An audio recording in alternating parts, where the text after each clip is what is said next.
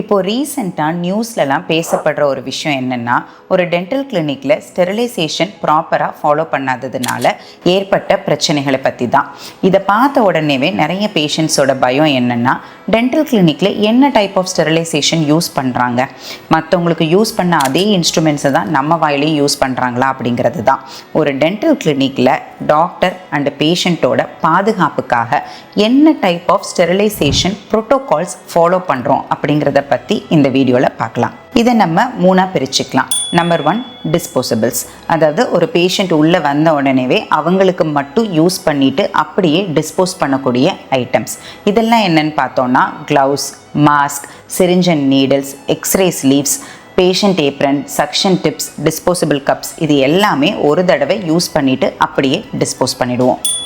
அடுத்தது ஆட்டோக்ளேவபிள் இன்ஸ்ட்ருமெண்ட்ஸ்.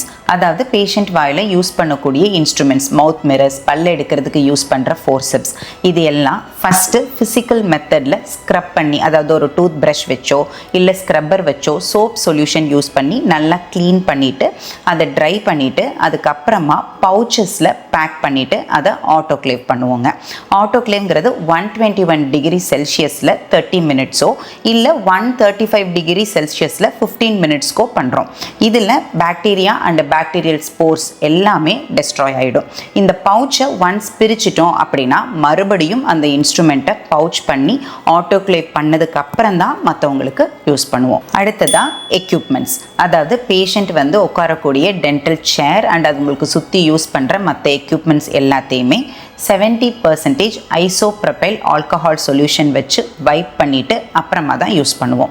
இப்போ ஒரு பேஷண்ட் பார்க்குறோம் அப்படின்னா அவங்க அந்த சேர்லேருந்து இறங்கினதுக்கு அப்புறமா மறுபடியும் டென்டல் சேரை கம்ப்ளீட்டாக வைப் பண்ணதுக்கு அப்புறமா தான் அடுத்த பேஷண்ட் அதில் உட்கார வைக்கிறோம். இப்போது பயோ வேஸ்ட் டிஸ்போசல். அதாவது பேஷண்ட்டுக்கு யூஸ் பண்ண டிஸ்போசபிள்ஸ், பல் எடுத்ததுக்கு அப்புறமா இருக்கக்கூடிய பல், பிளட் சோப்டு, காட்டன், இது எல்லாத்தையுமே நார்மல் வேஸ்ட் டிஸ்போசலில் டிஸ்போஸ் பண்ணுறது கிடையாது. பயோ வேஸ்ட் மேனேஜ்மெண்ட் பீப்புள் கிட்ட தான் டிஸ்போஸ் பண்ணுறோம். இதுக்குன்னு இருக்கக்கூடிய கலர் கோடிங் பேக்ஸில் தான் டிஸ்போஸ் பண்ணுறோம். ஸோ கிராஸ் கண்டாமினேஷன் வராமல் இருக்கிற மாதிரியும் மேனேஜ் பண்ணிக்கிறோம். ஸோ எல்லா டென்டல் கிளினிக்ஸ்லேயும் கவர்மெண்ட் கைட்லைன்ஸ் படி ஸ்ட்ரிக்ட் ஸ்டெரிலைசேஷன் ப்ரோட்டோகால்ஸ் ஃபாலோ பண்ணுறோம். பயோமெடிக்கல் வேஸ்ட் டிஸ்போசலும் ப்ராப்பராக பண்ணுறோம். அதனால எல்லாரும் தைரியமாக டென்டல் ட்ரீட்மெண்ட் பண்ணிக்கலாம். தேங்க்யூ.